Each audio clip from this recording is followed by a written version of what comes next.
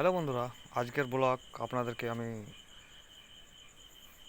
দেখাবো যে ড্রাগন গাছের আজকে আবারও দুটি ফুল ফুটেছে। তো একেবারে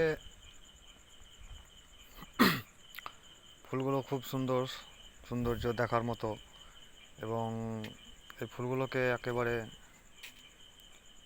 পলিনেশন করতে হবে। এই যে পাউডার দেখতে পাচ্ছেন, এইগুলো হচ্ছে ফুলের পরাগ। তো যেহেতু এটা পুরুষ ফুল এবং এটা হচ্ছে স্ত্রী ফুল, তো এদের মধ্যে সঙ্গম করাতে হবে। তো আমরা এভাবে পরাগগুলোকে নিয়ে স্ত্রী ফুলের মাথায় এভাবে দিয়ে দেবো, তাতেই পরাগ সঙ্গম হয়ে যায়। এবং ফুলের ক্ষেত্রে কিন্তু স্ত্রী ও পুরুষ ফুলের একটা সম্পর্ক করতে হয়। যেমন হয়তো অন্য অন্য ফুল দিনের বেলা ফুটে, তার জন্য হয়তো মৌমাছি কীটপতঙ্গগুলো সব উড়ে উড়ে বসে ফুলের মধু খায় এবং তার সাহায্যেই পরাগ মিলন হয়ে যায়। কিন্তু এই ড্রাগন ফুলটা এমন ফুল, এই রাত্রি 9টা থেকে 10টা মধ্যে ফুটে, তার কারণে কীটপতঙ্গগুলো মানে